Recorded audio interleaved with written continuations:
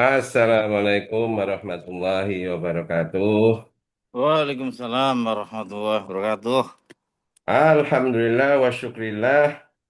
Assalatu wassalamu ala rasulillah. La hawla wa la quwata illa billah. Tama-tama kita panjatkan puji syukur kita kehadirat Allah Subhanahu wa taala di mana di malam kali ini tanggal 1 Juni 2025.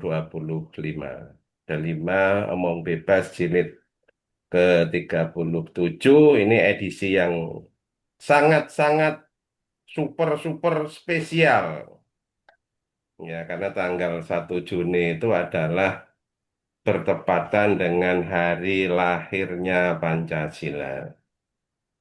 80 tahun yang lalu Soekarno berpidato di depan sidang BPU PKI menyampaikan 5 butir yang dia sebut dengan istilah Pancasila yang digali dari bumi Indonesia, yang itu merupakan kristalisasi nilai-nilai dan itu dijadikan sebagai tonggak lahirnya Pancasila. Dan tahun 1964 tentu saja ada ketetapan dari negara itu diperingati sebagai hari lahirnya Pancasila. Namun dengan seiring berjalannya waktu, pasang surut politik, dan itu hanya diperingati mungkin 2-3 kali saja, karena Orde Baru, Orde Lama lengser diganti Orde Baru, dan itu ternyata entah dilarang atau entah apa, tidak ada yang memperingati. Nah, baru tahun 2016 Presiden Jokowi melalui ketetapan Presiden itu menghidupkan kembali ya dan itu diperingati secara nasional 1 Juni sebagai hari lahirnya Pancasila. Itu tonggaknya. Nah, ada 5 tahun 1985 baru lulus SMA ada 5. Nah, 40 tahun kemudian ada 5 menyadari bahwa Pancasila itu penting dan itu didiskusikan di Jogja sangat intens ya 40 tahun yang lalu. Dan sekarang 40 tahun kemudian 1 Juni 2025. Nah, ini nanti tonggak sejarah baru. Teman kita diperkenalkan ini Dewa Soekarno akan menyampaikan idenya. Ini sudah sekian tahun bergulat dengan ide-ide ya karena Pancasila juga merupakan ideologi yang terbuka, maka akan menyampaikan pokok-pokok pikirannya di dalam kesempatan kali ini atau di forum malam ini dengan tema Melangit Bumikan Pancasila, Realita atau Utopia. Ini sebenarnya ada tanda tanyanya ini.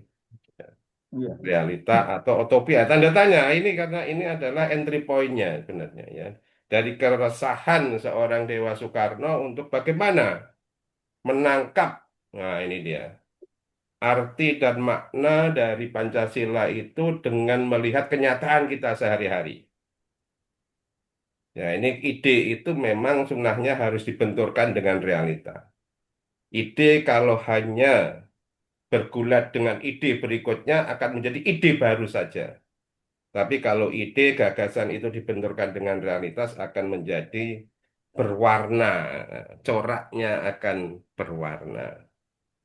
Nah, inilah sebenarnya gagasan utama dan itu juga dalam rangka untuk memperingati 40 tahun Delima, alumni SMA Negeri Kendal yang lulus tahun 1985 ini mengangkat topik ini sebagai suatu awalan kegiatan. Nah, dan itu nanti juga akan dilanjutkan dengan kegiatan-kegiatan berikutnya. Saya kira ini tidak asing lagi Om Dewa Soekarno ini apa sudah banyak berkecimpung, sudah banyak mempraktekkan atau juga sudah banyak memprediksi bagaimana implementasi ideologi Pancasila ke depan. Oleh karena itu nanti mungkin, ya ini mungkin dugaan saya aja ini, penyampaian akan rasional, komprehensif, sistematis. Wah ini karena sudah direnungkan dalam waktu 7 tahun. Nggak Hmm. main-main ini.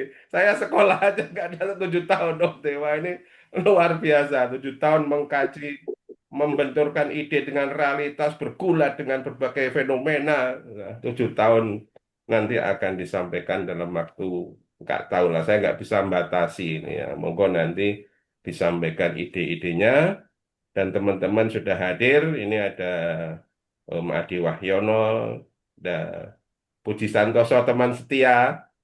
Ada Budi Yuwono juga teman setia dari grup ini yang sering apa ngancami. Nah, ini karena ini sebenarnya wakil dari di belakangnya itu puluhan orang. Nah, sehingga kalau di total itu ya mungkin ya 400 lah kira-kira yang hadir. Yang nampak aja ini ya cuma 5, tapi di belakangnya itu sebenarnya banyak sekali. Oh, enggak Om Dewa. Ya ini ngapunten-ngapunten di sela-sela kesibukannya ya menjaga merah putih. Jadi Bapak Bongso ya sebentar lagi ini bagaimana apa ngucar sabdo. Mungkin pengantarnya nggak usah pakai khususan ilah dulu lah Om Dewa ya. Biasanya panjang gitu khususan ura ruhi terus udah sampai ngantuk nanti. Nanti yang ada dari Nabi Adam sampai Nabi Muhammad nanti lama ya nanti. Pamungkas, pamungkas. Nah, wes pokoknya diringkas saja yang pengantarnya ya. Bisa langsung to the point, ide-idenya, gagasannya, implementasinya kayak apa, prospek ke depannya kayak apa. Bisa dalam tataran ide, konsep, bisa dalam arti metode, atau juga sampai ke teknis. Nah, ini 3 level ini monggo nanti bisa disampaikan. Waktu dan tempat sepenuhnya kami midhangetaken monggo ingkang pun aturaken dening Bapak Dewa Soekarno. Silakan. Baik, terima kasih. Auzubillahi minasyaitonirrajim. Bismillahirrahmanirrahim. Bismillahirrahmanirrahim. Wassalatu wassalamu ala Rasulillah wa ala ali Sayyidina Muhammad wa mawala. Pertama kita panjatkan puji syukur kehadirat Allah Subhanahu wa taala ya, pada malam hari ini kita bertemu seperti biasa dalam acara Delima Omong Bebas jilid ke-37. Mungkin hari ini agak spesial, agak istimewa karena pada hari ini kita 1 Juni 2025 memperingati untuk kesekian kalinya hari lahir Pancasila. Ya. Mungkin kita sudah mengetahui ya dari literatur-literatur yang dibaca dan mungkin setiap tahun juga disampaikan tentang bagaimana Pancasila ini lahir ya di dalam suasana perjuangan kemerdekaan. Namun sebetulnya jauh lebih lama daripada itu, Bung Karno telah lama ya kan melakukan satu pendalaman, ya, satu perenungan tentang Pancasila ini. Ya. Itu dilakukannya pada masa-masa dibuang, terutama pada saat di Flores ya. Ada perenungan-perenungan tentang apa yang akan menjadi di atas apa, falsafah ideologi apa bangsa kita ini. Ya. Karena beliau itu sudah mempelajari ya dengan begitu luasnya, begitu banyaknya bacaannya, literasi-literasi ya baik dari dalam maupun dari luar negeri, tulisan-tulisan dan tentang sejarah peradaban. Bung Karno menyadari bahwa peradaban suatu bangsa itu selalu dilandasi oleh adanya suatu filosofi atau ideologi. filosofi atau ideologi-ideologi itulah yang kemudian menjadi dasar bagaimana suatu bangsa lahir, kemudian berkembang, ya, tumbuh dari bayi, anak, dewasa, dan mencapai puncak kejayaan.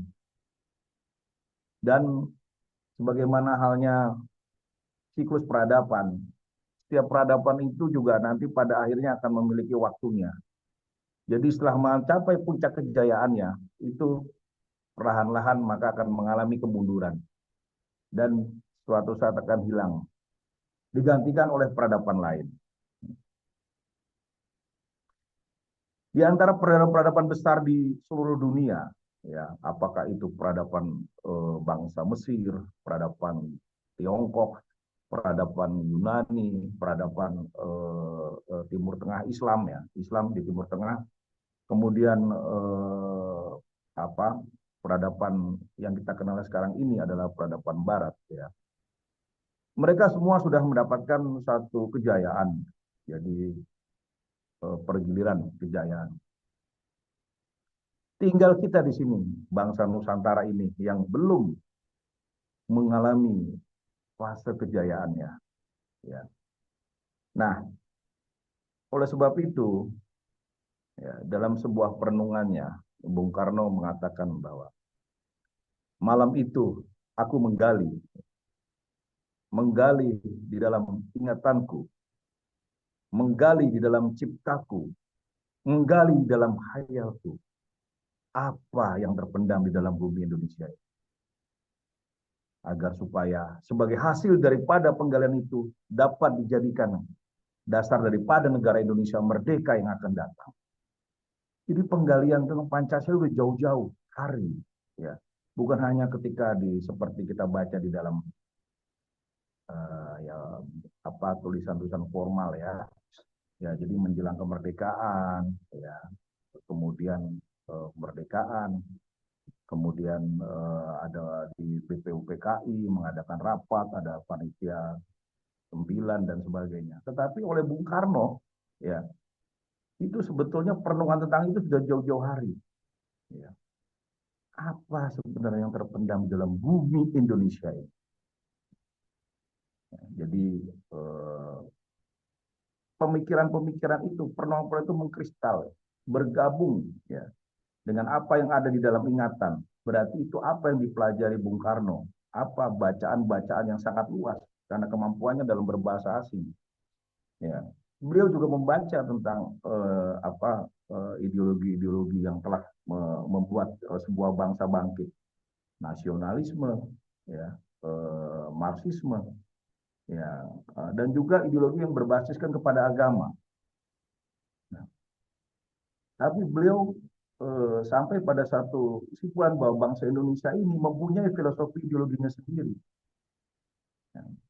Nah, itulah yang kemudian dalam pidato 1 Juninya itu disebutnya dengan nama Pancasila, ya. Nama Pancasila itu adalah, menurut beliau, adalah usulan dari seorang teman. Tetapi kata-katanya memang keluar dari Bung Karno sendiri, ya, istilah Pancasila itu. Dari Pancasila itu ini merupakan satu kristalisasi, ya, pemikiran, perenungan dari yang diambil dari bumi Indonesia, sejarah bumi Indonesia ribuan ratusan tahun, ya, dipadatkan dalam sebuah dalam lima silanya itu, yaitu sila ketuhanan yang Maha Esa, ya, sila kemanusiaan yang adil dan beradab, sila persatuan Indonesia, kerakyatan yang dipimpin oleh hikmat kebijaksanaan dalam permusyawaratan perwakilan dan keadilan sosial bagi seluruh rakyat Indonesia. Memang banyak saja orang yang mengatakan bahwa itu sebetulnya sudah ada pemikiran-pemikiran misalnya tentang kerakyatan, tentang musyawarah, demokrasi dan sebagainya. Tetapi, ya, khusus untuk di bumi Indonesia, ini adalah adanya satu konsep ketuhanan yang Maha Esa. Konsep ketuhanan ini betul-betul sangat menjiwai, ya, menjadi filosofi yang sangat penting di dalam Pancasila ini. Ya. Karena apa? Karena setiap sila-sila di dalam Pancasila, apakah itu kemanusiaan yang adil dan beradab, atau sila ketiga persatuan, sila keempat kerakyatan, sila kelima keadilan sosial, itu selalu dijiwai oleh sila ketuhanan yang Maha Esa. Disinilah makanya Bung Karno pernah mengatakan dalam sebuah pidatonya bahwa Pancasila itu lebih hebat dari Declaration of Independence Amerika, dan juga jauh lebih bagus daripada manifesto kaum komunis. Saya berpandangan bahwa hal tersebut dikatakan beliau adalah terutama karena di sini ada sila ketuhanan yang Maha Esa ini. Sila ketuhanan Maha Esa ini betul-betul murni ada di Indonesia. Kita tidak melihat di dalam isme-isme, ya ada ideologi itu, ada sila ketuhanan yang Maha Esa. Karena memang sila ketuhanan Maha Esa ini adalah betul-betul digali dari bumi Indonesia, yang filosofinya itu sebenarnya memang bersumber kepada asas gotong royong, kemudian persaudaraan, kekeluargaan, di bawah panji-panji ketuhanan yang Maha Esa. Nah, sekarang yang menjadi pertanyaan adalah, sebagai sebuah filosofi ideologis yang bersumber kepada bumi Indonesia, mampukah filosofi ideologi ini menghadapi atau berhadapan dengan filosofi atau ideologi lain? Karena sudah menjadi sesuatu yang biasa bahwa di dalam alam filsafat ideologi itu terjadi pertempuran filosofi ideologi, tapi nanti di dalam alam kenyataannya itu terjadi adalah pertempuran antara bangsa, di mana bangsa yang memiliki filosofi atau ideologi yang lebih kuat itu akan menguasai bangsa-bangsa yang filosofis ideologisnya lebih lemah. Itu yang kita lihat dari sejarah.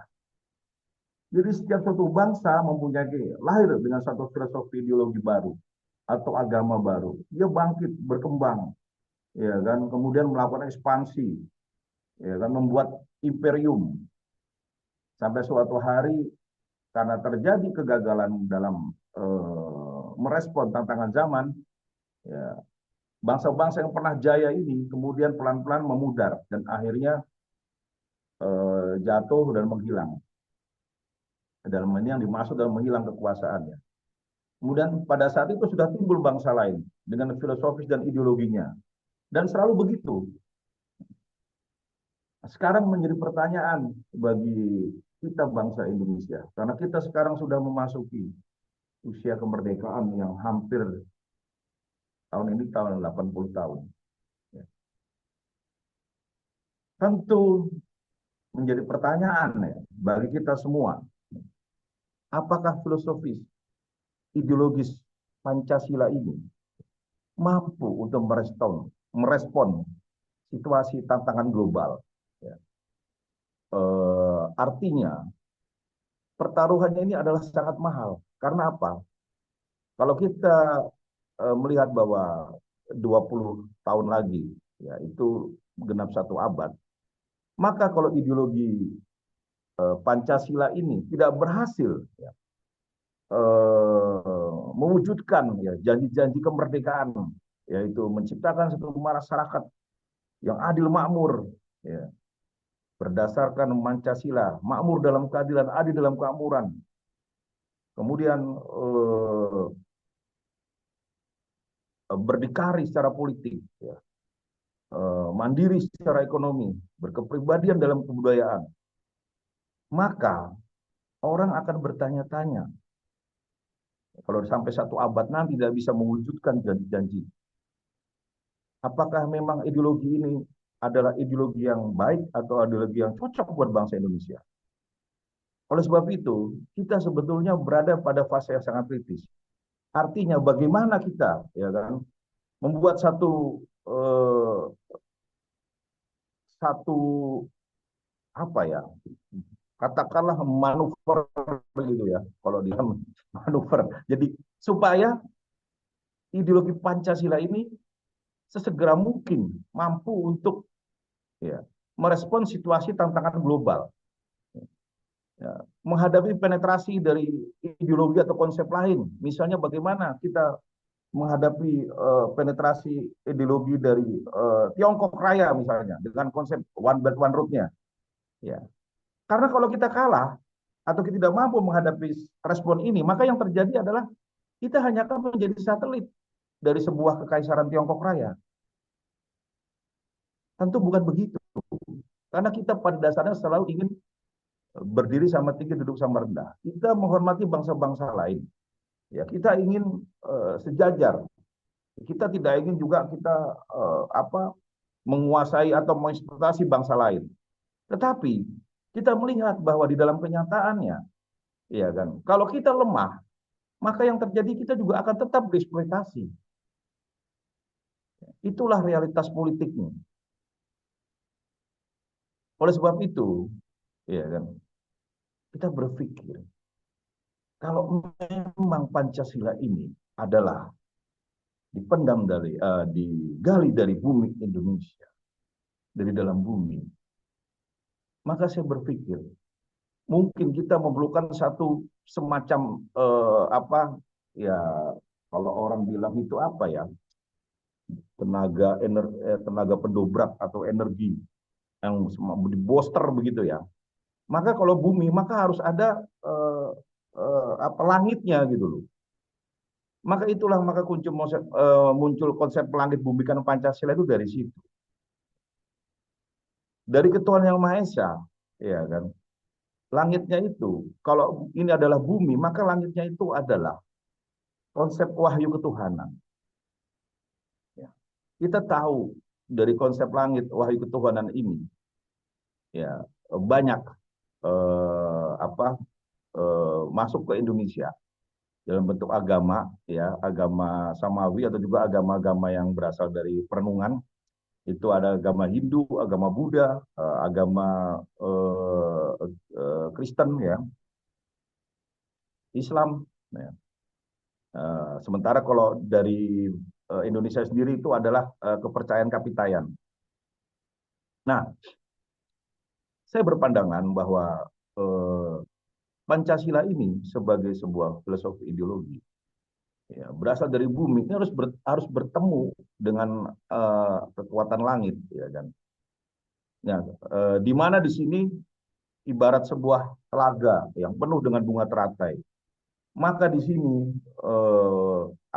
filosofi ideologi Pancasila yang ada di dalam bunga teratai, yang di dalam telaga yang luas ini yang bernama Nusantara, bertemu dengan wahyu kelangitan. Apakah itu yang berbasis dari Al-Quran, yang berbasis dari Injil, berbasis dari Hindu atau Buddha, monggo silakan.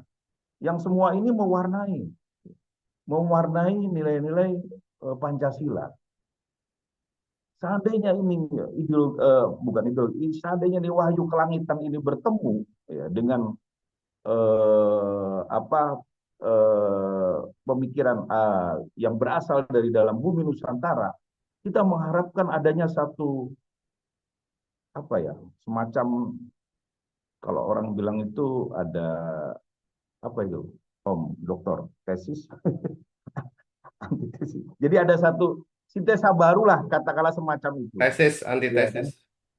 Ya, ada semacam itu, ada satu sintesa baru gitu. Yang ini menghasilkan suatu paradigma baru dalam filosofi ideologi Nusantara. Ya. Dan gerakannya seperti itu. Jadi gerakannya itu ini bumi.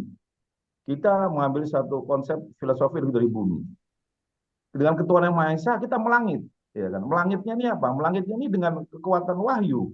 Ya, wahyu bagi yang beragama Islam ya dengan Al-Qur'an, bagi yang beragama Nasrani dengan Injil, ya. Dengan kekuatan wahyu ke atas, melangit ke atas, setelah itu kembali lagi ke bumi. Untuk menerapkan nilai-nilai ketuhanan itu di dalam kemanusiaan, ketuhanan di dalam persatuan, ketuhanan di dalam kerakyatan, ketuhanan di dalam keadilan sosial. Ya. Jadi kita mengharapkan ya adanya satu pertemuan ini antara apa yang ada di dalam bumi Indonesia dengan wahyu kelangitan ini akan menghasilkan satu pandangan filosofis ideologis yang benar-benar, ya kan, memiliki satu daya dorong, daya dobrak untuk menghadapi ideologi-ideologi yang sifatnya itu adalah seperti kapitalisme, ideologi yang eksploitatif, ya kan, atau komunisme. Eh, Sebab tidak ada pilihan bagi kita. Kalau kita tidak memiliki suatu paradigma yang kuat, ya, maka kita akan didominasi, ya kan. Kita akan diinfiltrasi, kita akan dipenetrasi oleh filosofi ideologi lain, dan kita hanya akan menjadi sebuah kekuatan pinggiran, ya, kekuatan pinggiran yang menjadi satelit dari negara yang adidaya. Sementara kita sendiri punya satu cita-cita bahwa kita punya keyakinan Indonesia ini akan bisa menjadi satu mercusuar dunia. Tapi apa yang menjadi dasar? Filosofi apa? Ideologi apa? Tanpa filosofi ideologi yang hebat, ya, kita tidak mampu untuk menghadapi filosofi ideologi dari bangsa lain. Taruhlah kita lihat sekarang ini, seperti Tiongkok. Tiongkok mampu menghadapi Amerika. Kita bertanya, sebetulnya atas dasar apa sih? Kenapa ideologi komunis ini di abad seperti ini kita bisa menghadapi kapitalisme? Kapitalisme yang begitu hebatnya. Oh, ternyata di samping komunisme, dia memiliki satu ajaran-ajaran kearifan lokalnya, yaitu filsafat Tao atau Konfusius, ya kan. Itu tetap mereka pegang, ya kan. Mungkin mereka kombinasi, ya kan. Jadi tidak pure mereka menggunakan komunisme sebagai filosofi ideologinya. Karena jauh di dalam lubuk hati orang Tiongkok, mereka itu ada. Tetap memiliki satu ajaran-ajaran filsafat dari bangsa mereka. Nah, kita sendiri di sini, kita memiliki Pancasila. Kalau kita yakin bahwa Pancasila ini adalah ideologi yang tersembunyi dalam bumi Indonesia, yang merupakan warisan dari para leluhur bangsa Indonesia, yang kemudian digali oleh putra Sang Fajar, ya kan, kemudian dipadatkan, ya kan, dengan pemikiran dari seluruh founding father, mengkristal dalam bentuk 5 sila. Kemudian dari bumi ini kita gabungkan dengan wahyu kelangitan. Seharusnya dalam waktu mungkin kurang dari 20 tahun, kita akan mampu menjadi satu bangsa yang betul-betul memiliki satu filosofi ideologi yang kuat, yang mampu untuk menahan penetrasi, infiltrasi, atau menghadapi ancaman, tantangan, hambatan, gangguan yang akan mengganggu Nusantara. Karena apa? Bangsa yang memiliki kekayaan alam begitu besar seperti Nusantara ini, itu selalu dan pasti akan menjadi sasaran dari bangsa-bangsa lain. Karena apa? Bangsa-bangsa yang memiliki penduduk begitu banyak, itu mau kemana? Ya kan? Mereka pasti harus berpikir, ya kan? Ketika sumber daya alam di wilayah yang sudah tidak mampu lagi untuk mencukupi, mereka pasti akan bergerak keluar dan harus menguasai bangsa-bangsa lain. Apakah kita akan membiarkan nasib bangsa Nusantara seperti itu? Tentu tidak. Kita ingin justru bangsa kita ini dengan keluhuran filosofinya, ya, dengan keluhuran filosofinya seperti Memayu Hayuning Bawono, ikut serta dalam ketertiban perdamaian dunia. Kita harusnya bisa dan mampu untuk menciptakan, kemudian mengimplementasikan sebuah filosofi ideologi yang akan menjadi tonggak sejarah peradaban di akhir zaman ini. Oleh sebab itu, maka dalam hal ini, marilah kita semua, ya, menggunakan seluruh kekuatan lahir batin kita untuk terus mengelaborasi, memikirkan kembali mengenai sistem filosofi yang berasal dari asli bumi Nusantara. Kemudian bagaimana ini berkolaborasi, ya, dengan wahyu kelangitan, agar ini efeknya ini bisa menimbulkan, menciptakan satu peradaban baru. Yang mana peradaban ini adalah peradaban, mungkin peradaban yang terakhir di akhir zaman. Ya. Karena kita percaya bahwa dahulu itu peradaban adalah dimulai di Nusantara. Kemudian menyebar ke utara, terus sampai ke Eropa, kemudian ke Timur Tengah, ke Afrika, kembali lagi ke Mongolia, kembali ke China, balik ke Taiwan, turun lagi ke sini. Nah, sekarang kembali lagi. Jadi sebuah peradaban kemudian ketika berkembang jauh, dia akan kembali lagi. Tentu sebelum nanti menemui ajal, peradaban ini akan mengalami kejayaan. Mari sekarang kita bangsa Indonesia di tengah-tengah persoalan-persoalan eh, ketatanegaraan kita, ya kan, dengan berbagai bentuk ancaman, tantangan, hambatan, gangguan seperti perilaku koruptif, nah itu ya, ya perilaku koruptif, ya kemudian perilaku sebagian anak bangsa ini yang menjual bangsa kepada negara lain. Kemudian juga banyak lagi perilaku-perilaku yang destruktif semua terhadap negara kesatuan Republik Indonesia. Mari kita semua bangkit, menguatkan diri, menguatkan bangsa kita, bahwa kita mampu, bahwa kita ditakdirkan untuk menjadi sebuah bangsa yang pada saatnya nanti akan memimpin dunia. Ini adalah bukan sebuah utopia, tapi memang tentu saja untuk menjadi realita, kita harus melakukan satu perjuangan dan pengorbanan yang besar. Bukankah dulu pada saat kita tidak merdeka, ya, para pahlawan bangsa telah berani mengorbankan seluruh apa yang dimiliki demi kejayaan dan kebaikan anak cucu Nusantara ini. Ya, mereka mengorbankan jiwa, harta benda. Sekarang inilah saatnya kembali. Nilai-nilai kejuangan itu, nilai-nilai pengorbanan itu harus dibangkitkan kembali. Sudah waktunya, sudah waktunya, sudah waktunya. Semoga dalam hal ini kembali lagi bahwa kejayaan itu adalah Allah yang memberikan, Allah yang mempergilirkan. Dan tentunya kita sebagai bangsa Nusantara harus berusaha sekuat-kuatnya, sekeras-kerasnya untuk mengambil kembali kejayaan itu. Dan tentunya kita akan mendapatkan restu dari seluruh leluhur Nusantara untuk kembali menjadi sebuah bangsa yang berjaya. Bahkan suatu hari kita memiliki mimpi yang harus diwujudkan, menjadikan Indonesia sebagai mercusuar dunia. Terima kasih sebagai awalan dari Ya, apa ya, jadi diskusi kita di malam hari ini. oke. Terima kasih Om Dewa sudah memberikan poin-poin, dasar-dasar pokok-pokok pikirannya. Ya, saya kira itu bukan hal yang gampang itu. Perenungannya mendalam itu sampai keluar statement dan juga pernyataan-pernyataan yang apa sedemikian komprehensif ya. Saya keingat tuh Om Dewa tahun 2000 berapa ya? 2010 kali ya. Pernah ada tugas di Flores terus jalan-jalan ke ND. Nah ini di ND ini kebetulan tak perlu apa tenan lah pokoknya ini gimana mau lihat tempat pengasingan Bung Karno. Ya memang Ya. itulah tonggak sejarahnya.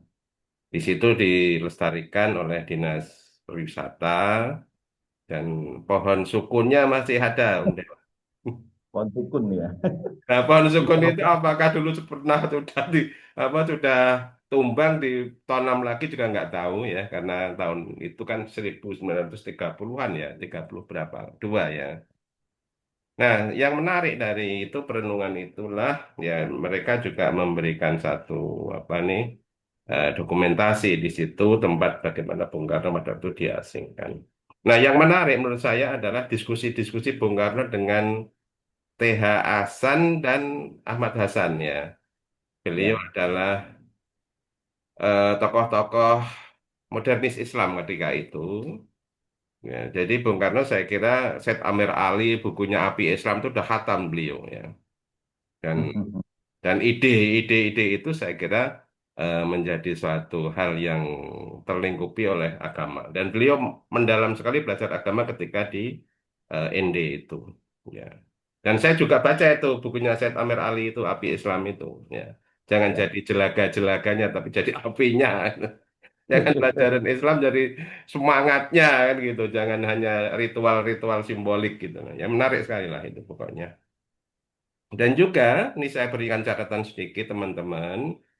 Ya, saya kira ini Om Dewa ini sudah menerapkan apa yang oleh Hegel itu dinamakan dialektika, yaitu tesis versus antitesis menjadi sintesis baru, atau tesa melawan antitesa menjadi sintesa baru.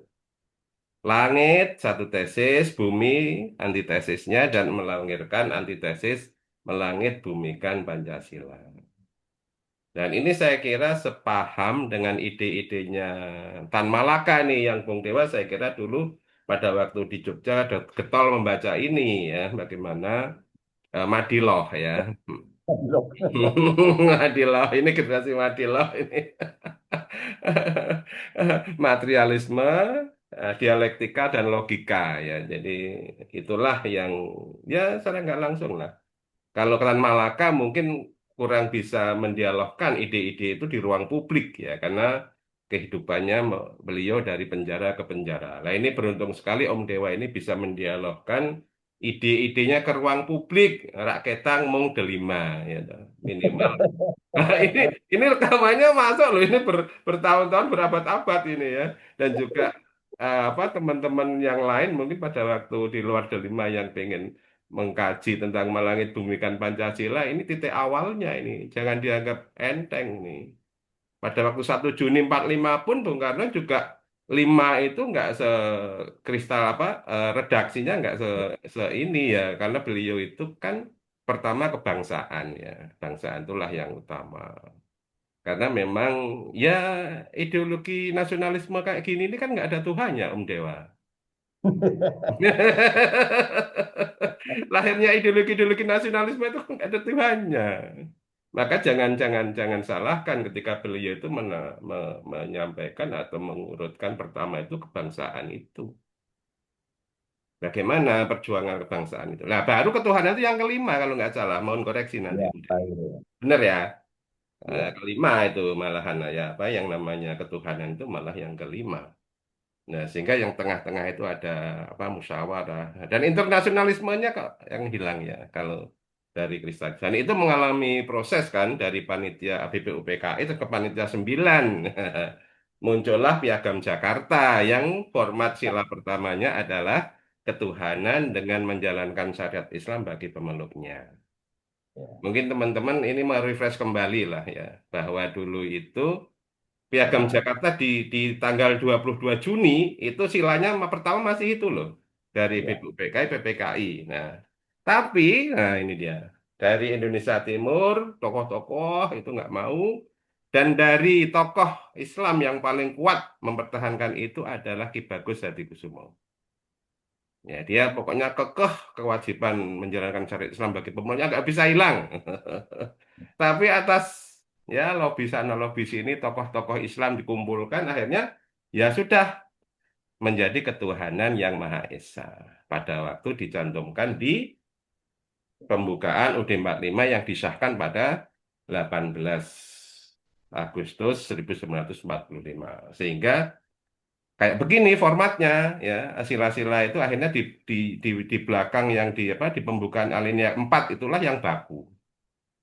Ya, dan yang baku itu dan sampai sekarang ya sudah itu dan itu menjadi suatu mantra yang hebat lah gitu ya dan itu tergantung rejimnya juga loh ini saya tadi merespon Om Dewa tadi yang ideologi itu kristalisasi nilai-nilai itu sebenarnya kan tafsirnya beda-beda juga ketika Orde Baru begitu ya kita ini kan generasi-generasi mudanya Orde Baru dulu ditatar P4 75 jam 100 jam.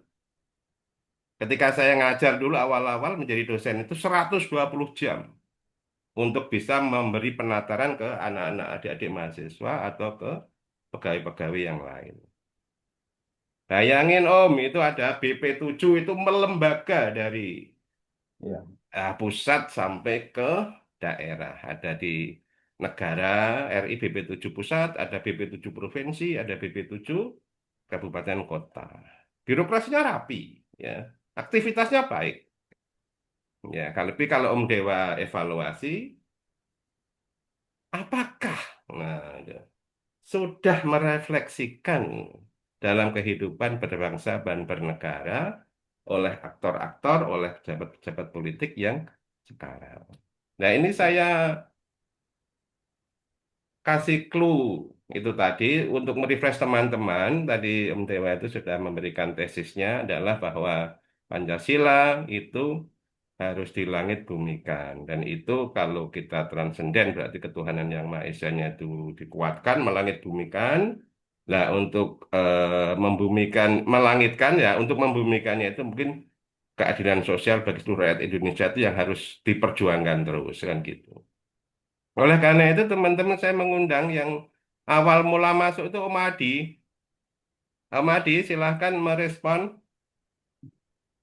masih tune in atau masih apa sambil layah-layah di ruang tamu.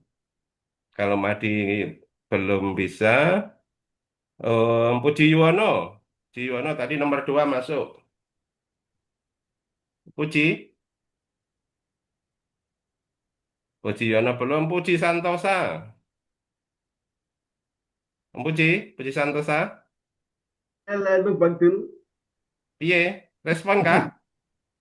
respon. Ya. Nah, sip. Monggo, silakan. Aku tuh kalau urusan gini tuh kurang paham, Bang. Oh, ini baru bisa ini saya. Oh, Nah ya itu wes. itu dulu tuh. Wes, Adi. Sip. Ya, Ayo, monggo, Di. ini terima kasih Om Dewa ini sudah memberi pencerahan dan Om Dul yang sudah mengarahkan meskipun arahnya kemana-mana. Lu jenenge ngomong bebas kok.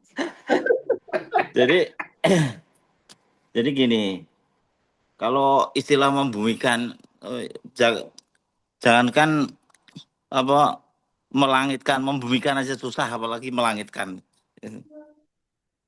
Jadi catatan saya, ini kan sebetulnya nilai-nilai Pancasila itu kan nilai-nilai universal, Pak. Jadi sekarang ketantangannya kan apakah dasar negara itu mampu menjadi DNA, menjadi kekuatan moral untuk kebangkitan suatu bangsa. Banyak yang Singapura nggak ada Pancasila, maju juga. Cina nggak ada Pancasila, maju juga. Jadi tantangannya menurut saya, kalau secara filosofis, secara teoritis, Pancasila itu dirumuskan, digali itu sudah benar. Tapi di tataran metodologi dan operasional itu masih jauh ya. Seolah-olah kita itu nggak ada dasar negara gitu loh. Jadi Pancasila hanya sebagai jargon-jargon aja yang diperingati, semua kementerian lembaga memperingati setiap 1 Juni, tapi ya hanya spanduk doang ditempel di luar, tidak dibawa masuk ke dalam hati para pejabatnya, para yang bisa dibawa serta itu. Jadi ini sebagai sebuah problem kita saat ini, karena kan orang itu sangat mengidolakan bahwa prinsip itu menjadi tolok ukur kita dalam bersikap ya. Jadi kan dalam ilmu sosial itu ketika pengetahuan sikap itu positif, tapi kalau perilakunya belum, ya itu belum membumi namanya. Jadi perlu pelembagaan dan pembudayaan. Nah, ini tahapan yang menurut saya agak-agak susah itu. Perlu rutinitas terus-menerus dan berkelanjutan. Kemudian dalam analisis sosiologis ya, ini menurut teorinya siapa udah lupa, ada 3 tinjauan dari struktur, kultur, dan proses ya. Dari aspek kultur ya, selain sudah digali sejak dulu, itu sekarang kan namanya budaya itu kan berkembang kan. Ya, budaya itu berkembang. Apa yang menjadi dulu baik misalnya, sekarang mungkin sudah nggak ada lagi atau hilang. Itu ada perubahan budaya selaras dengan perubahan sosial yang ada di masyarakat. Era globalisasi orang nggak melihat lagi fokus pada sebuah negara kan. Jadi nilai-nilai ketuhanan, nasionalisme, kemudian humanisme, kemanusiaan itu demokrasi, terus social justice. Nah, ini sekarang kan lebih banyak yang dipertanyakan kan. Demokrasi ini kan ujung-ujungnya sekarang ini kan merusak, dalam prakteknya itu kan justru rusak ini negara ini. Dengan high cost politik, dampaknya adalah nanti turunannya adalah korupsi, turunannya lagi adalah program-program itu menjadi tidak jelas karena muaranya orang pengumpulan duit, pengumpulan uang untuk mempertahankan kekuasaan. Dan kritik lagi, sebagian memang dibuat miskin supaya suaranya bisa dibeli ketika 5 tahunan. Ini kan bagaimana menerapkan kerakyatan yang dipimpin oleh hikmat kebijaksanaan itu, sila keempat itu bisa dikritisi lagi Pak, pelaksanaannya. Jangan-jangan kita lebih cocok ke sistem kerajaan yang nggak perlu orang dibenturkan tiap 5 tahun sekali. Dan itu saya yakin nanti akan apa ya, terkristalisasi oleh generasi-generasi ke depan nih. Jadi kalau menurut saya ini yakin ini pasti ada angin perubahan nanti. Meskipun orang takut membicarakan Pancasila, bahkan pernah mendengar Sujiwo Tejo itu sampai ekstrim mengatakan nggak ada itu Pancasila itu. Kalau ada Pancasila nggak ada kemiskinan, nggak ada ribut-ribut, nggak ada apa. Karena semuanya memang taat pada Pancasila itu, sila ketuhanan, kemanusiaan, masalah ya demokrasinya benar, sosial justice-nya benar, keadilan sosialnya. Itu malah sampai se ekstrim itu. Dari dalam tataran kultur itu kemungkinan ada perubahan. Kemudian yang dalam kaitan struktur, bagaimana pemerintah itu bisa membuat aturan, membuat konstitusi, hukum dan turunannya itu yang bisa mengendalikan masyarakat sesuai dengan nilai dasar Pancasila itu, makin lama kan makin terkooptasi oleh sebuah kepentingan itu loh. Jadi mau mensejahterakan semuanya atau mensejahterakan kelompoknya itu menjadi dipertanyakan pada akhirnya. Ini penuh syarat, bikin undang-undang ada harganya, bikin apa? Artinya karena kita memihak pada kepentingan-kepentingan tertentu, kepentingan penguasa, kepentingan oligarki itu yang didahulukan itu loh. Jadi kalau kita konsisten pada nilai Pancasila ya kita pada saat duduk di Dewan-Dewan Perwakilan itu udah melepas ikatan-ikatan primordialisme atas dasar partai atau kepentingan, tapi murni atas dasar kepentingan negara. Nah, itu kan kadang-kadang yang susah. Sehingga yang pilar yang terakhir yang secara prosedural, prosesual, bagaimana merubah energi menjadi sesuatu yang memakmurkan rakyat, meningkatkan pendapatan, itu menjadi semakin jauh loh. Sekarang indeks gini itu juga sudah ya mencerminkan kesenjangan lah. Terus ekonomi juga lesu. Lah ini yang disalahkan siapa loh. Jadi kenapa Pancasila tidak mampu menjadi guidance yang bisa dipedomani oleh semua penyelenggara negara, seluruh rakyatnya. Jadi rakyat pun kalau nggak dikasih uang, nggak nyoblos misalnya, itu kan sebetulnya udah penyimpangannya itu udah masif loh. Jadi udah masif, struktural dan apa, ombak ini Terstruktur, ya terstruktur masif dan sistematis ini sistematis. ya semuanya sudah digerogoti semua loh. Jadi ini bukan kalangan pesimis, tapi kita melihat bahwa praktek kenegaraan kita itu sudah jauh menyimpang itu loh. Jauh dari nilai-nilai Pancasila. Kemudian yang kedua, keteladanan para pemimpin, ya suruh ngeliatin ijazahnya aja susahnya bukan main itu loh. Jadi kalau nggak ada keteladanan itu kan susah kita. Ya kan dibutuhkan keteladanan.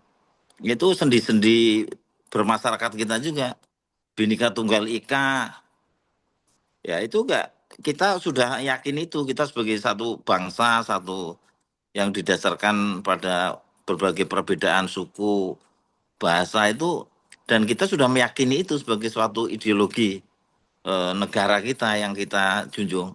Tapi ketika praktek social justice, kesejahteraan sosial itu terpinggirkan, keadilan sosial itu kurang, pemerataan penghasilan itu menjadi jauh, ya itu susah. Itu kan dampak yang paling bisa dirasakan oleh rakyat. Dampak itu kenapa seperti ini ya? Mungkin proses-proses yang dahulu itu, proses demokrasinya bagaimana, proses bagaimana struktur kita menyusun perundang-undangan, menyusun regulasi, menyusun itu banyak dipenuhi oleh kepentingan-kepentingan itu. Jadi saya kira catatan kita sebagai generasi yang dulu ditatar Pancasila, terus kita melihat realitas sosial yang ada di masyarakat, terus idealismenya seperti apa, itu kan antara harapan, ya kita tetap punya harapan optimisme.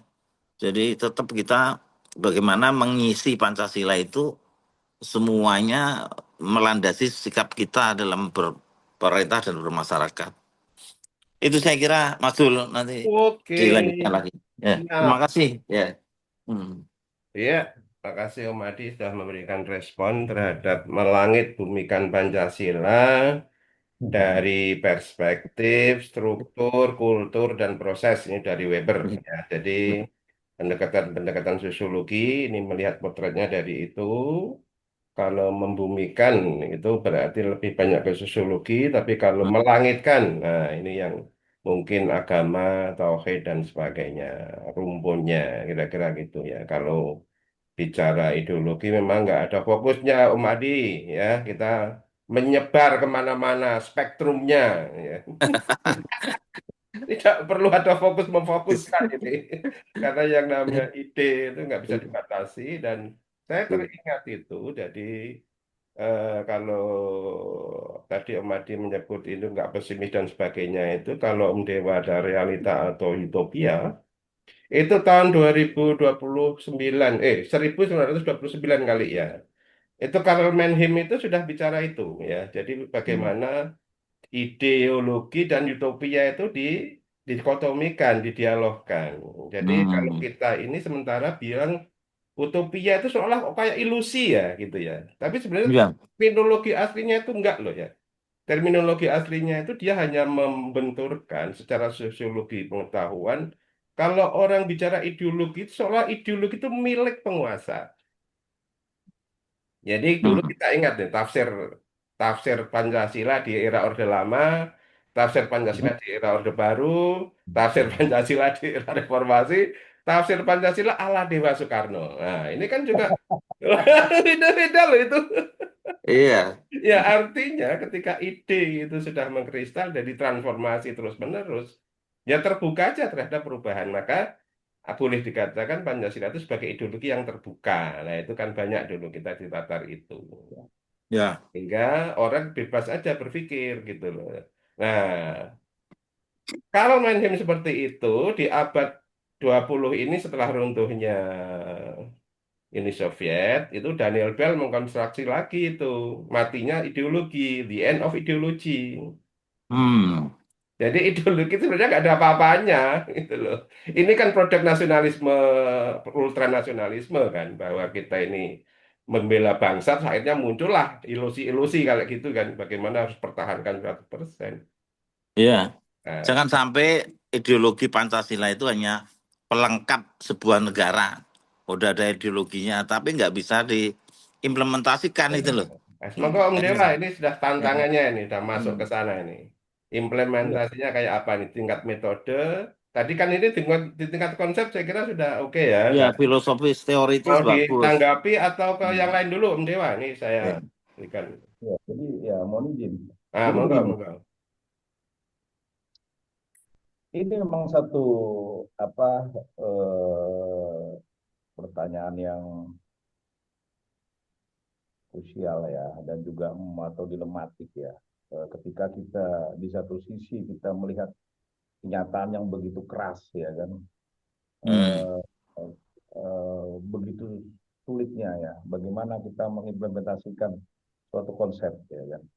Padahal konsep ini sebetulnya dulu merupakan satu perenungan yang dalam ya, bahwa eh, apa bangsa kita ini adalah bangsa yang memiliki apa mempunyai warisan dari leluhur Nusantara sebagai sebuah bangsa yang memiliki satu adat budaya atau kearifan lokal yang luar biasa. Ya. Sehingga ketika terjadi masuknya budaya atau masuknya agama dari luar, ya kan, itu kan ada juga yang resisten, ya kan, dan resistensi itu menganggap bahwa kenapa kita kok berkiblat kepada sesuatu yang datang dari luar? Bukankah kita punya jati diri sendiri? Tetapi alih-alih kita mengikuti pendapat seperti itu, ya kan, kita harus mengakui kenyataan bahwa di dalam setiap zaman itu selalu ada saja sebuah alam pikiran yang kemudian bisa diimplementasikan, tetapi biasanya menyaratkan ada suatu tokoh besar. Ya. Misalnya kita tidak bisa membayangkan misalnya India tanpa Mahatma Gandhi. Ya kan? Kita tidak bisa membayangkan sebuah Turki modern tanpa Mustafa Kemal Atatürk. Atau juga membayangkan Indonesia merdeka tanpa Soekarno. Jadi memang tidak bisa tidak, ya kan. Kita membutuhkan adanya suatu individu-individu yang luar biasa. Ya. Jadi memang ini harus ada tokoh raksasa ini, ya, yang superhero, yang menggerakkan sejarah. Permen. Ya, Satrio Piningit ya.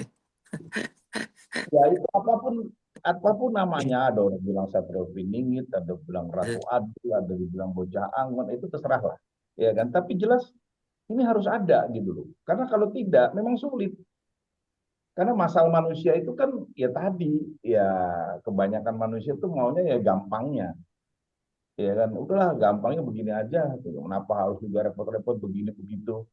Ya kan. Padahal untuk sebuah cita-cita mulia, cita-cita yang besar, ya, menjadi mercusuar dunia misalnya, atau membuat satu Nusantara yang adil dalam kemakmuran, makmur dalam keadilan, itu memang dibutuhkan orang-orang yang bukan hanya berpikiran besar, tapi juga orang yang punya kemampuan, ya, punya kemampuan yang besar, yang mentransender diri, ya kan, kemudian terus melakukan perenungan, terus, dan memang suatu hari harus muncul. Makanya memang bukannya kita, menunggu-nunggu Satrio Piningit atau siapa, kita nggak peduli siapapun namanya, tapi memang mau nggak mau ini harus ada orang yang bisa ya menciptakan tadi ya tesis kemudian sintesa. Jadi kalau ada sebagian orang yang mempertentangkan, kalau saya justru enggak. Justru ini memang harus ada satu sintesa nih. Bagaimana kearifan lokal bumi Nusantara ini yang dikenal hebat luar biasa ini bergabung dengan kekuatan langit. Ya kan? Kalau saja ada satu orang yang mampu untuk ya kan, melakukan satu menggabungkan ini di dalam dirinya, kemudian menggerakkan roda sejarah, ya kan, dengan kekuatannya, saya punya keyakinan bahwa Indonesia ini Nusantara ini akan mampu keluar dari jebakan lubang yang sama gitu ya, yang seperti dikatakan oleh Bung Karno. Jadi ya eh, nanti kalian tuh akan berat karena menghadapi bangsa sendiri. Dulu menghadapi penjajah jelas-jelas, ya kan, itu penjajah jahat, dan sekarang menghadapi bangsa sendiri. Bangsa sendiri yaitu bangsa yang orang-orang yang mendaki kekuasaan setelah sampai di puncak kekuasaan nggak ingat bahwa dia dulu pernah di bawah. Bahwa sebenarnya tugasnya ketika dia mencapai top piramidal kekuasaan adalah bagaimana dia menyejahterakan rakyat, ya kan? Bukan menyejahterakan diri keluarga semata atau bukan menyejahterakan golongan tertentu, katakanlah seperti oligarki, ya kan? Yang bukannya dia malah menghadapi oligarki, tapi malah menyatukan diri sama oligarki. Jadi bagaimana gitu loh? Pemimpin semacam ini kan berarti pemimpin yang tidak bisa membuat satu perubahan. Yang dipikirkan keselamatan diri pribadi.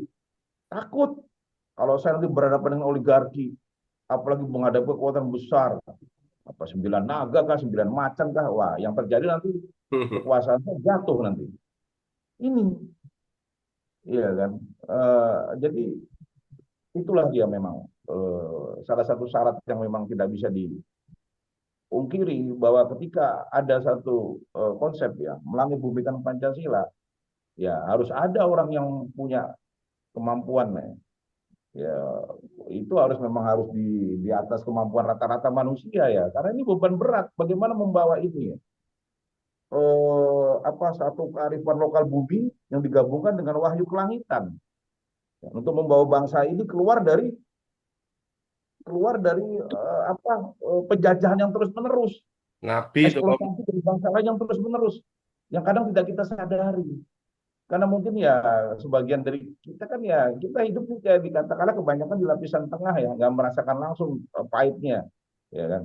Tapi kalau yang di bawah, ya kan, di dasar itu terasa. Orang-orang yang nggak punya pekerjaan, yang kena PHK, yang hidupnya pas-pasan, mereka menjerit. Tapi kan mereka tidak tahu harus bagaimana. Iya. Nah, jadi ini persoalannya. Jadi konsep ini membumikan figur-figur raksasa dalam sejarah itu. Ya kita nggak tahu apa ini dia lahir dalam waktu dekat. Saya sih berharap selama saya masih hidup, saya bisa melihat tokoh ini muncul gitu loh. Jadi bukan hanya sekedar apa berangan-angan untuk menjadi utopia gitu loh. Itu yang saya harapkan. Ya mudah-mudahan kita semua di sini mendapatkan umur yang cukup panjang untuk melihat nasib Ya, Indonesia tahun 2045. siap. Ya, oke, Iya. kembali lagi kepada Dr. Dul. Iya, siap. Tak tunggu-tunggu tak kira dirimu ya yang The Great Man Theo. Kok mau lihat tak kira lihat saya bentar lagi. Enggak, masalah gini Pak, kalau jalur langit itu sekarang malah dijadikan alasan ketidakmampuan seorang pimpinan. Ada statement salah satu gubernur, ini daerahnya miskin, ya saya kan bukan Nabi Musa. Lah itu malah larinya ke sana itu loh. Padahal itu kan hal-hal yang bisa dilihat dan dikerjakan secara teknokratik, persoalan-persoalan itu bisa dilaksanakan itu loh. Ini kan masalah struktural semua ini yang jadi problem ini menurut saya. Hmm. Karena Oke, kan ya itu. oke Om Adi. Jadi ini Hmm. kita apa respon dulu. Terima kasih sudah direspon balik oleh Om Dewa. Ya, Nanti karena ada banyak teman juga mungkin yang akan merespon. Jadi kata kuncinya kalau Om Dewa tadi jatuhnya pada The Great Man Theory ya, teori ya. orang besar. Itu zaman kenabian itu, The Great Man Theory. Hmm. Sekarang udah rezim teori, rezim yang berkuasa. Ya nanti panjang diskusinya ya. Tapi yang penting itu dulu. Kata kuncinya Om Puji tadi kan mau respon katanya, Puji. Santosa atau Puji Yuwono. Kalau enggak ini Saya Om nggak Kes ada sudah respon, siap. Bang Dul. Ya? Saya tidak ada respon. Oh enggak ada respon. Langsung praktek Terus, apa langsung nganu maksudnya Cuma ngalamun. saya itu kepo itu jadi Dewa Soekarno itu saya belum paham itu. Loh tadi kan udah dijelasin tadi prinsip-prinsipnya tadi. Yang Ya, belum paham yang mana diklarifikasi ya, yuk jadi mana Dewa yang Soekarno itu mananya? ada wangsit atau apa atau apa.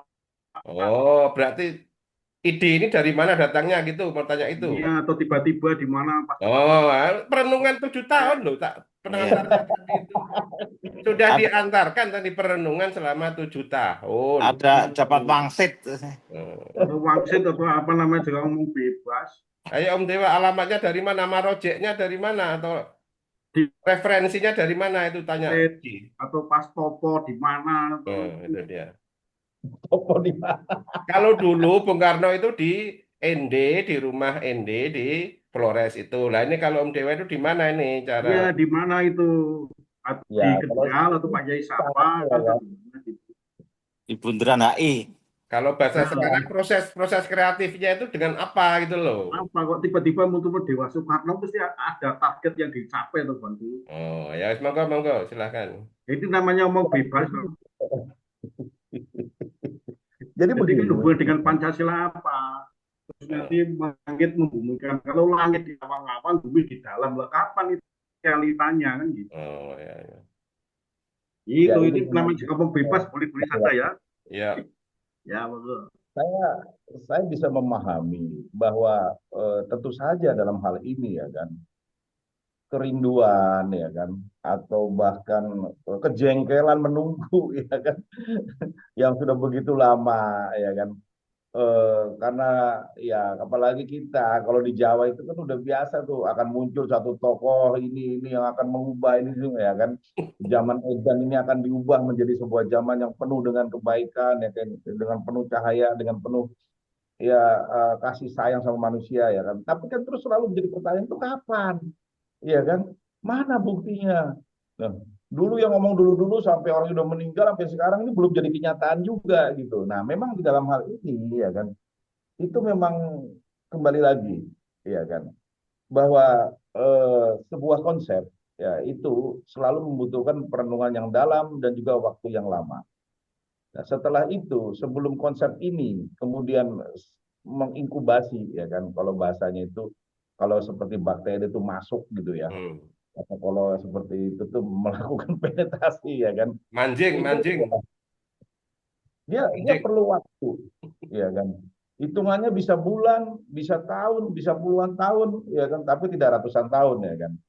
Nah, karena apa? Karena memang ada siklus kejayaan, ya kan. Kalau kita lihat dulu kejayaan itu adalah dari abad 7 ke abad ke-14, abad 21. Mestinya hari ini ya kan kejayaan dari pihak-pihak yang saat ini jaya dalam hal ini adalah perwakilan dari kapitalisme yaitu Amerika dan perwakilan sebagai blok barat dan perwakilan dari sosialis komunis ya blok timur yaitu Rusia atau Cina. Itu harus sudah berada di sebuah akhiran ya kan. Dan kalau di sebuah akhiran, menurut yang kita pelajari dari bandul sejarah ya, itu pasti nanti akan ada satu peradaban yang menggantikan. Nah, peradaban yang menggantikan ini biasanya sudah mempersiapkan benih-benih kelahirannya itu, yang dalam wujud tadi. Jadi ada satu ideologi atau satu filosofi yang sudah mulai disiapkan ya kan. Nah nanti ketika ini peradaban ini kemudian mengalami kontraksi, katakanlah terjadi the clash of civilization ya, pertempuran peradaban antara barat dan timur yang saling menghancurkan, ini peradaban ini akan lahir, gitu. Peradaban ini akan lahir. Nah, saya memandang bahwa kita ini kalau ibaratnya ini Nusantara ini ya sudah hamil tua, gitu, iya kan, tinggal menunggu detik-detik kelahirannya, gitu. Jadi tetapi tentu saja saya tidak bisa memastikan ini siapa yang akan muncul gitu. Apa yang muncul ini nanti yang dari Jawa Barat ya kan yang sekarang lagi lagi KDM, terkenal ya KDM ya kan atau King dia Deddy masih Mulyana. nah, atau dia masih sembunyi di Gunung Lawu ya kan Hmm, atau dia itu masih sembunyi di mana kita kan nggak tahu ya kan tapi kita Gunung membutuhkan Sumbing. tokoh ini gitu loh yang bisa memahami memadukan antara eh, kearifan lokal yang luar biasa ini ya dengan suatu jalur langit ya gitu. Karena apa? Kita bisa melihat dalam sejarah ya misalnya bagaimana Roma bisa menjadi sebuah imperium peradaban 2000 tahun ya. Bagaimana juga ini tiba-tiba ketika giliran Arab ya kan. Arab ketika Nabi Muhammad hadir, Al-Qur'an turun dari sebuah bangsa yang barbar menjadi bangsa yang tercerahkan dan menjadi imperium besar gitu kan, berkuasa berabad-abad selama hampir 7 abad. Iya. Nah, kemudian kembali diambil alih lagi, ya kan, dari bangsa-bangsa Eropa yang kemudian melakukan satu uh, uh, elaborasi terhadap kesemuanya itu, ya kan, menggabungkan antara peradaban Yunani, ya, ilmu dari filsafat Yunani, kemudian filsafat Islam, kemudian digabungkan lagi, ya, muncullah Renaissance. Nah, ini mereka sekarang menguasai, tapi sudah 7 abad, ya, abad 21 ini. Dan ini sudah waktunya. Dalam siklus peradaban itu sudah mengalami musim gugur istilahnya. Jadi Udah hari-hari akhir nggak ini, bisa Kak. melawan siklus ini. Ini pasti mereka akan mengalami keguguran, ya. Gugur gitu. Nah, nanti akan muncul sebuah peradaban. Saya berharap itu peradaban Nusantara gitu, karena hanya peradaban kita yang belum mendapatkan giliran kejayaan, ya kan. Nah, dari sini tentu basic fundamennya harus kuat. Makanya saya mengatakan itu melangit bumikan Pancasila. Konsep ini sebetulnya juga kalau kita lihat itu juga kita bisa melihat kepada ketika Nabi Muhammad melakukan Isra Mi'raj ya, itu beliau naik ke langit gitu. Tapi begitu beliau naik ke langit, beliau tidak terus berdiam di langit selamanya. Beliau turun tuh untuk mengimplementasikan apa yang didapatnya di langit itu, ya kan, ke bumi dalam wujud nilai-nilai persaudaraan, persamaan, ya kan, keadilan dalam kesejahteraan. Nah, Akhlakul kita karimah. ya kita yang di sini sudah punya Pancasila juga begitu. Dengan nilai ketuhanan yang Maha Esa itu kan sebetulnya semua itu adalah dalam satu napas. Jadi kalau kita berketuhanan itu kita juga harus berkemanusiaan pada satu kedipan mata, pada satu detak jantung, pada satu hembusan napas itu bersamaan. Jadi nggak kita terus ketuhanan yang Maha Esa pertama, nanti keduanya atau keadilan tuh nanti nggak bisa kayak begitu. Ini adalah satu gerakan yang melangit ya kan, kemudian dengan nilai-nilai itu membumi juga pada saat yang bersama. Dan memang ini dibutuhkan manusia yang sudah punya eh, ya pasti dia sudah mendalami atau mungkin udah kalau orang Jawa udah topone wis gentur ya kan, udah sampai bertiwi krama ya kan, jadi udah melangit, udah itu membumi. Ini gerakan yang sangat sulit. Ya, seperti dia bilang Om Adi tadi kan, membumikan aja susah, apalagi ini gerakannya melangit dulu. Tapi tanpa gerakan yang melangit, hanya membumi saja, itu akan sulit. Karena ideologi lain seperti Tiongkok itu juga bukan main-main. Gitu. Sosialis komunisnya dibalut dengan filsafat Tao dan Konfusius, iya kan? Ini ajaran-ajaran filsafat yang luar biasa juga, bersumber dari kearifan lokal. Jadi bagaimana kita bisa mengatasi ini kalau kita tidak memadukannya dengan kekuatan langit? Ya kan? Jadi kira-kira gambarannya di sana. Oke, sudah Ya. jelas. Om Puji, sudah jelas ini penjelasan. Nah, udah. Nah, wes Nanti jelas. kalau kurang tak japri. Nah, ya diskusinya bisa lebih Ya, dalam kalau face to face sendiri, Iya, gitu. di luar gelanggang kan. Nah, itu kalau ini kan masih ada teman yang lain dan durasinya juga di masih kontraannya ada. sudah sampai hampir. Nah, ini oleh karena itu ada Om Siswanto, ini guru PMP loh ini. Pendidikan moral Pancasila dulu itu kita Iya. kan Pas banget. ditatar. Beliau ini juga termasuk ini Manggala BP7 dulu ini. Up. Ya, Mangga Om, Sis, Manggala.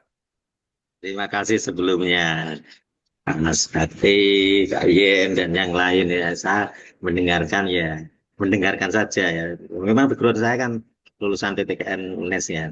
Dan saya mendengar dari Mas Bakti itu ya mendengarkan saja.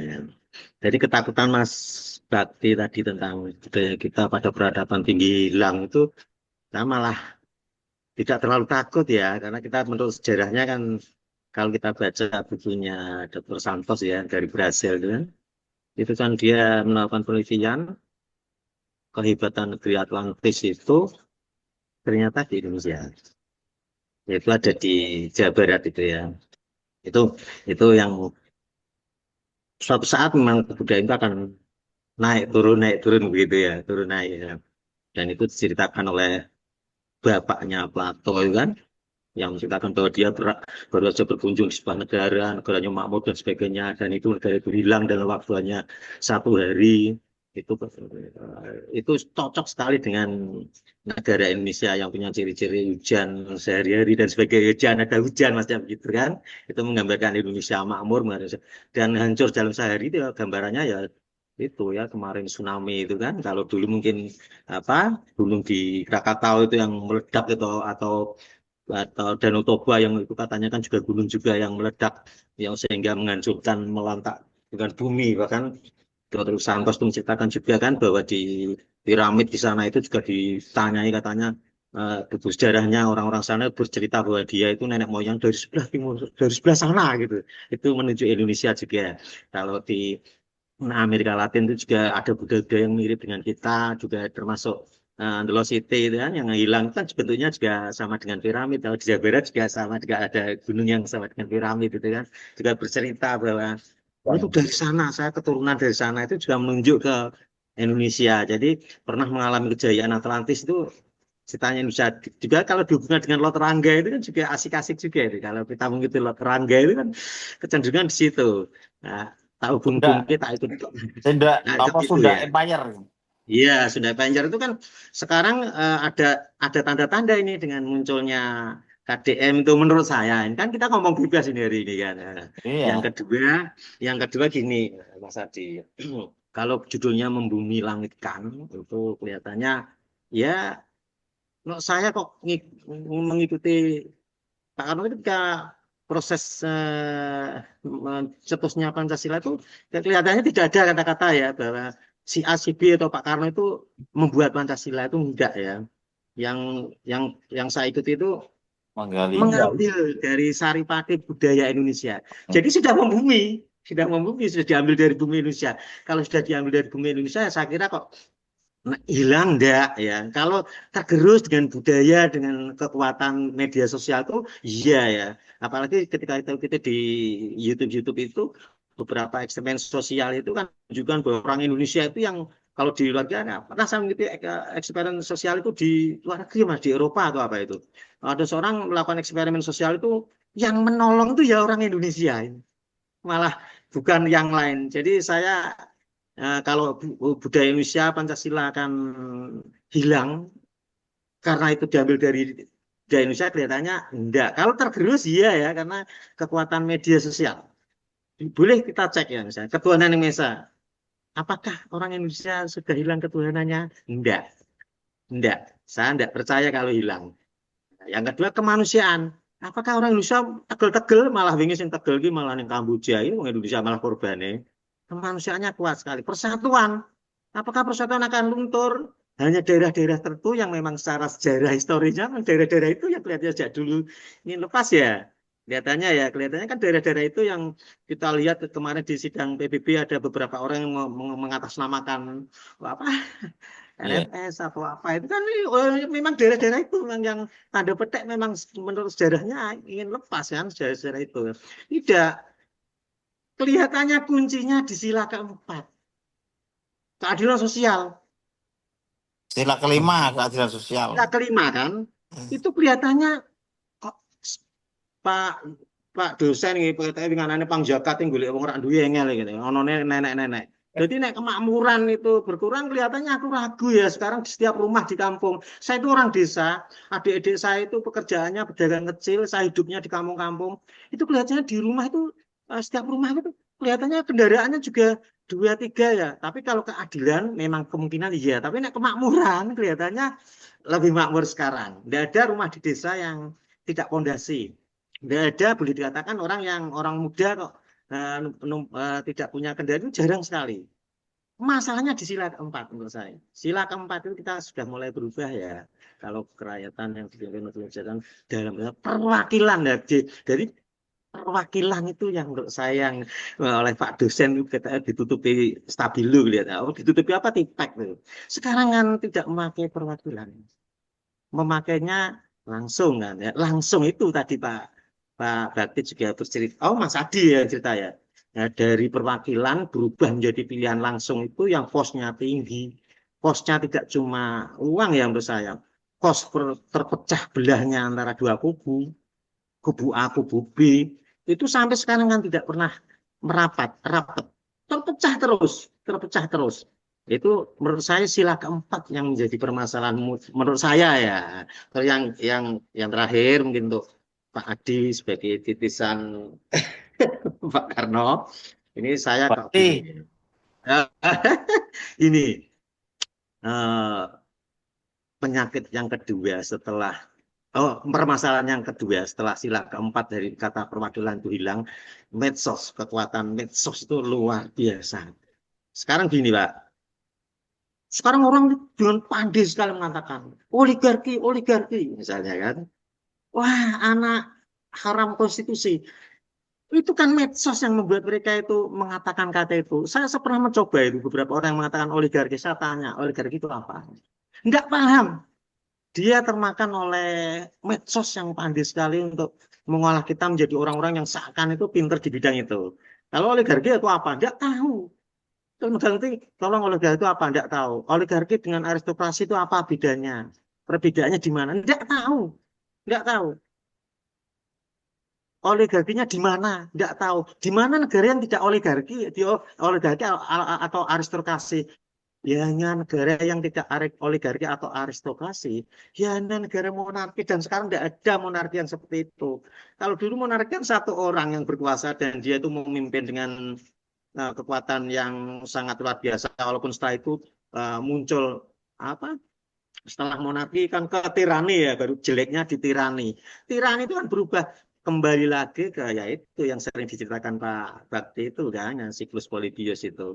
Siklus Polybius itu kan nantinya akan kembali lagi seperti apa mode katok celono kita itu ketat, gobor, ketat, kembali lagi ketat. Nanti bayangan saya dulu ketika mau pemilu itu kan saya punya gambaran yang jadi presiden itu adalah orang-orang yang punya ciri seperti ini. Karena saat itu Mas Bakri mengatakan ini sekarang kita masuk pada oklokrasi atau mau burokrasi, negara dalam keadaan kacau, aturan tidak berlaku dan sebagainya. Nanti muncul seorang tokoh yang akan mengatasi itu, yaitu tokoh yang punya ciri-ciri seperti saat itu. Ciri-ciri itu saya baca adalah memang Pak Prabowo ya. Maaf ya, ini kita bukan masalah pemilu. Tapi ya kelihatannya kok enggak juga ya Pak Prabowo juga ternyata halus sih sekarang. Bayangan saya kan dia melakukan kekuasaannya dengan mengatasi tanda petik itu, mengatasi keadaan yang oklo atau mobu itu ya. Jadi sekali lagi mohon maaf Pak Haji karena ini kita ngomong bebas ya. Permasalahannya menurut saya adalah sila keempat. Sila Iya. keempat itu dari kata-kata perwakilan ditipek oleh Pak dosen gitu ya. Pak dosen ditipek sehingga menjadi langsung itulah menurut saya kosnya luar biasa. Kos uang ya kos pertentangan di masyarakat yang sampai sekarang terbelah menjadi dua, tidak tiga, dua sekarang terbelah menjadi dua. Jadi kos uang dan kos perpecahan di masyarakat itu ya menurut saya kembali lagi lah ke UUD 45 yang perwakilan itu karena biayanya tidak terlalu mahal, biaya material maupun imaterial. Itu mungkin itu Pak Adi, Pak dosen, terima kasih Mas Adi. Assalamualaikum. Oke, oke. Waalaikumsalam. Waalaikumsalam. Cukup banyak.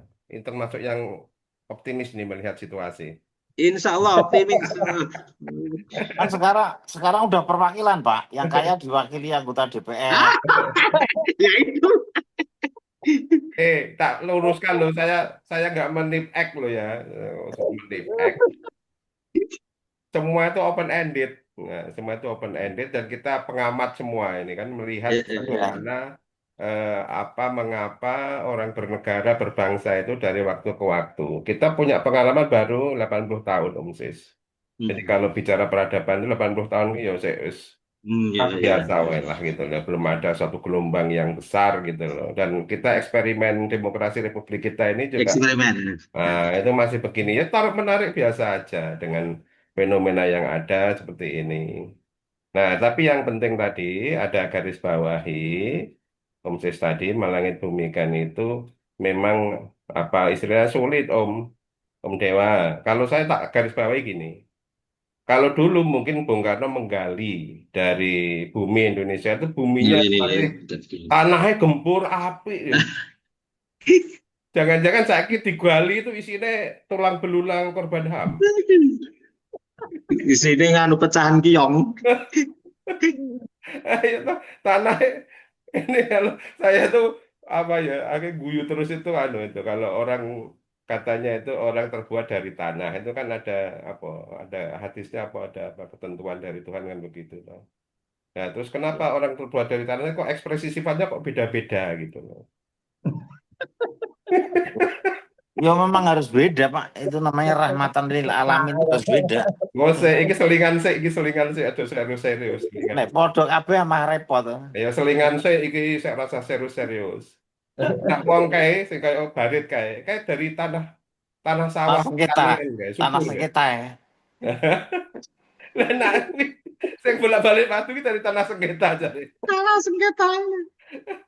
Kalau saya tanah uruk Om Sis, gitu. Tanah uruk dicupot dipindah ngono lho. Angger ojo tanah kuburan lho, hati-hati lho.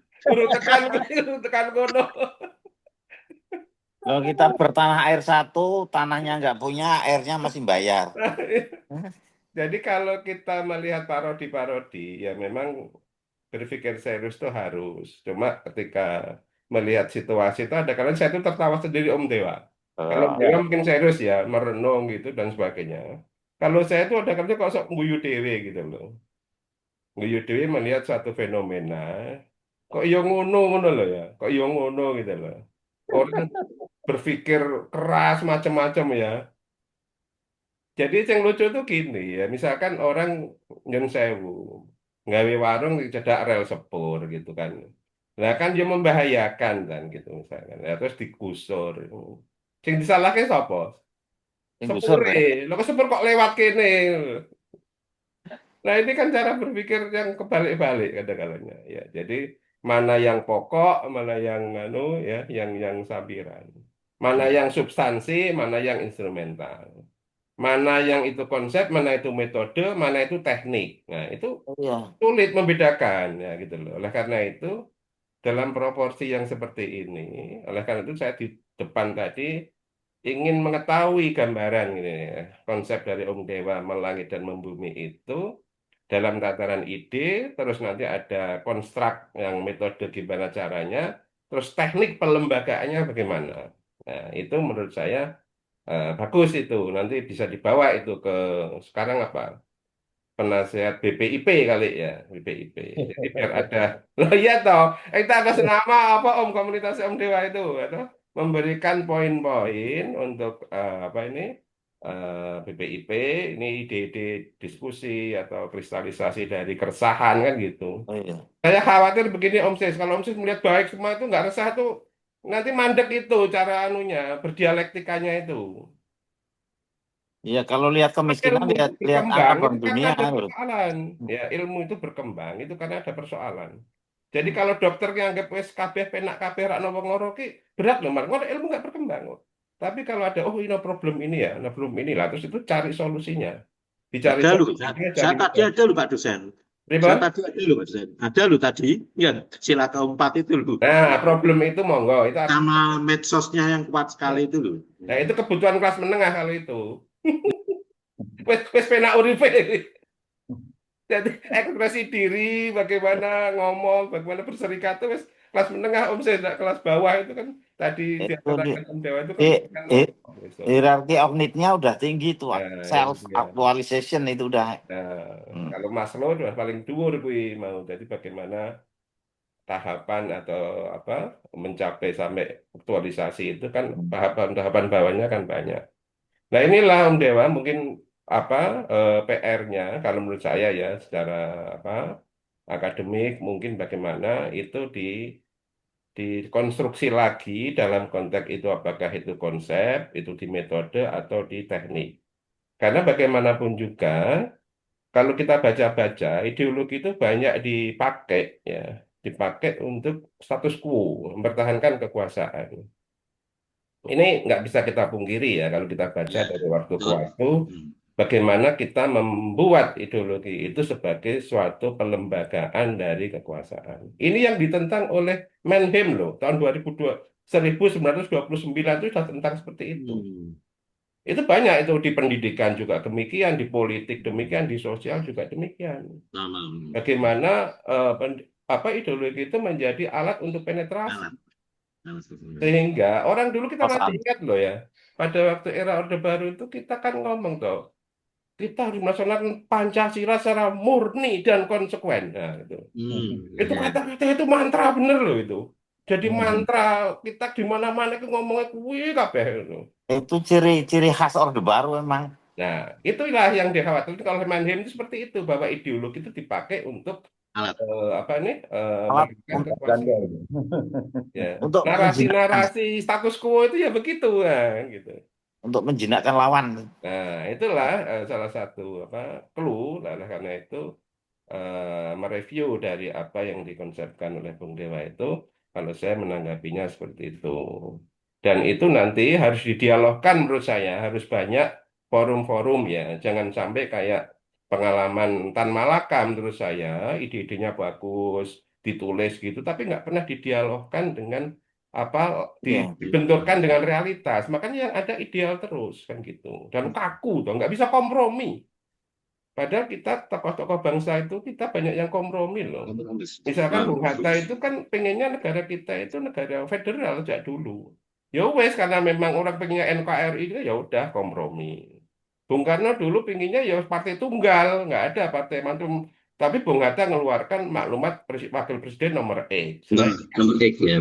Nah, akhirnya jadi duit tanggal, duit tanggal. Nah, itu dinamika Nah, aja. Dinamika bapak bangsa yang mencoba untuk peduli pada negaranya. Nah, sama ketika saat ini kita itu peduli pada bangsanya dengan ide-ide percikan ini yang menurut saya bagus juga. Nah, coba nanti bagaimana penerapan dan implementasi di tingkat ide ini menjadi suatu yang relate. Bisa dimulai dari komunitas-komunitas yang kecil, misalkan gitu. Om Dewa saya kira tak amati wis apik lah gitu ya, bina ini, bina itu, bagaimana menerapkan satu pasal, satu kata gitu dalam suatu realita. Ya tentu saja porsinya setiap teman-teman yang ada di dilema ini kan berbeda-beda. Ya porsinya ada di pengajaran, ada di pembelaan, ada di ASN, macam-macam lah. Nah itu memang ya harus didialogkan bagaimana itu diimplementasikan. Saya kira itu Om Dewa, masukan dari saya. Oh, Teman satu se- masih ada itu Ipon itu siapa ya Ipon? Kalau nggak ada ya sudah. Saya nggak kira. ada itu Riris. Oh, ya wes, ya wes. Itu sebelum ditutup itu pecinya merah putih belinya di mana, Om? Nah itu auranya beda kelihatannya. Monggo. Aduh, Etis. udah gampang, nanti saya kirim dah. Wah, mantap lah. Eh, Ya saya Simbol kira nasionalisme. ini waktunya udah cukup nih durasinya dan Nah, jelas saya kira Oke, untuk ya, minggu depan kita persiapkan untuk kick off-nya Om OC. Minggu, ya. nah, kok minggu depan ya bulan depan atau ya pokoknya lah pokoknya diatur untuk kick off untuk apa 40 tahun delima ya. Juli kan? Juli Oke. 22-an kira-kira. Ya, oke. Monggo. Itu kan pelaksanaannya kalau online-nya ini kan tergantung nanti si Evi lah ya karena dia yang ngatur acaranya pasnya di hari apa ya. Saya Jadi kira semangat. Saya Indonesia, saya Pancasila. nah, jargon baru. Pokoknya itu jargon terus ya, ada diproduksi terus jargon-jargonnya. Jargon tok, negeri para jargon. Saya kira itu dulu ya. Terima kasih atas Ya, ya, perhatiannya. sama-sama. Om Dewa Ya, sudah Mohon maaf memberi semuanya. waktu luang. Kita cukupkan sampai ketemu bulan depan dengan waktu dan tempat yang sama. Assalamualaikum warahmatullahi wabarakatuh. Waalaikumsalam. Assalamualaikum warahmatullahi wabarakatuh.